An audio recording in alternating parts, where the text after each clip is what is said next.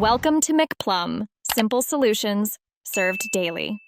In this video, I will show how to make stew with tinned tomatoes. First, gather all your ingredients, ensuring you have quality canned diced tomatoes, your preferred meat, and a selection of hearty vegetables. Begin by browning your meat in a large pot or Dutch oven over medium-high heat. This step adds depth of flavor. While the meat browns, chop all your vegetables into uniform, bite-sized pieces, preparing them for the next stage of cooking.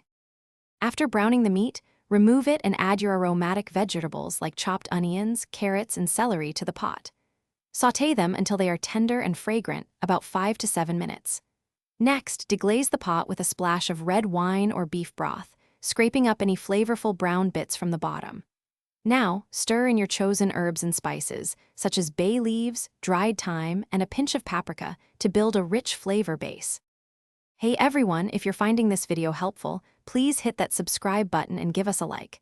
And on another note, after cooking up a delicious stew, sometimes your kitchen or even your car could use a refresh. Life's too short for a stinky car, so grab a Little Tree's Black Ice Air Freshener. It's a simple way to keep things smelling great. You can find the link for that and other deals in the description below. Now, let's get back to the video. Now it's time to bring everything together.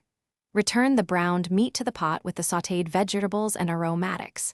Pour in your tinned tomatoes, ensuring you include all the juices, and add enough beef broth or water to just cover the ingredients. Bring the stew to a gentle simmer over medium heat. Once simmering, reduce the heat to low, cover the pot, and let it cook slowly. Allow the stew to simmer gently for at least 1.5 to 2 hours, or until the meat is fork tender and the flavors have melded beautifully. If you prefer a thicker stew, you can create a cornstarch slurry and stir it in, or simply mash some of the cooked vegetables against the side of the pot. Finally, taste the stew and adjust the seasonings, adding salt and freshly ground black pepper as needed. Serve hot and enjoy.